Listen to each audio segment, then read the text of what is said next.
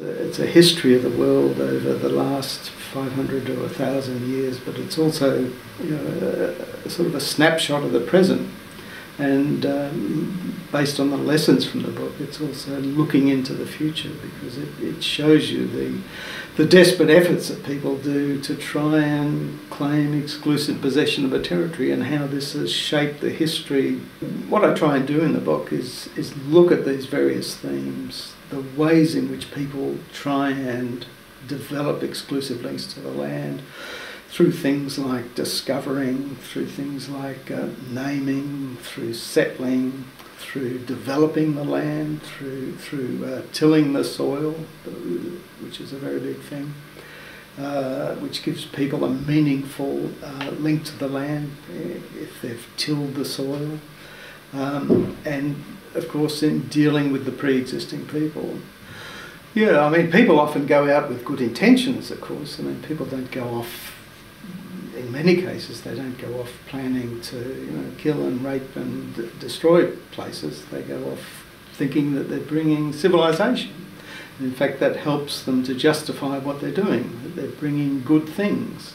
They're bringing the gifts of Western civilization, or, in the case of Tibet, they're bringing, political advancement to a place that they portray as being feudal and backward.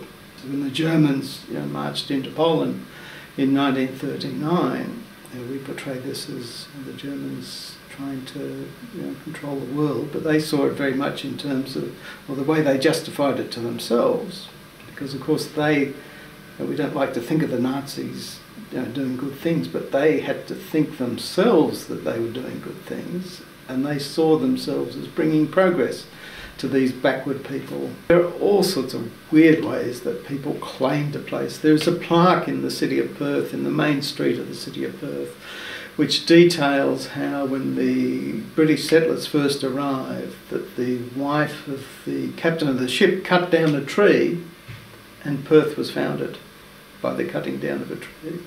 In other places, it might be the cutting down of a branch. It might be, the wading into the sea,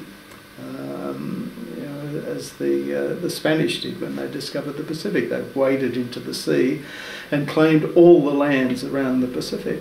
The Americans, when they decided they were interested in Antarctica, and flights became possible over Antarctica, flew over large parts of Antarctica, dropping out bits of paper, indicating that they had flown over this land, and thereby were establishing a claim to those large parts of Antarctica that they had simply seen from the air. Now, of course, this caused an incredible furor by people who felt that you really needed to walk on this land, or this ice, that you simply couldn't see it from the air and establish a proper claim to it.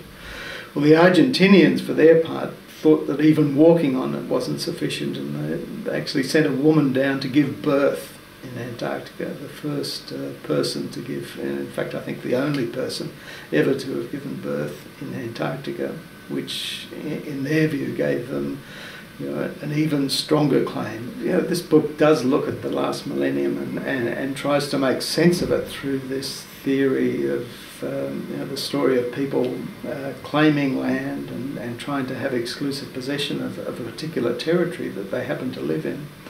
But it's also the history of the present, or the story of the present, and all the sorts of predicaments that have been bequeathed to us because of this problem. So that if you look in practically any part of the world, you see people who are insecure about the possession of the territory in which they happen to live at the moment.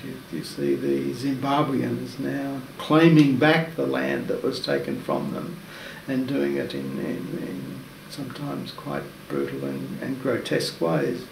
You see the people of Los Angeles and other parts of the United States now feeling very insecure in their possession of those places. People leaving Miami and other places in Florida because they no longer feel comfortable.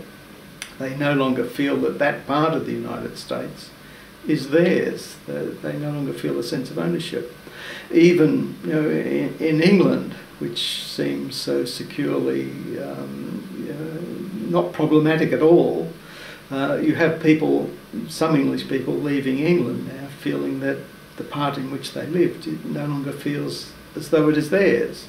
And there are problems being played out in Tibet, in Estonia, of course most violently in Palestine and Israel, as people continue to compete for exclusive possession.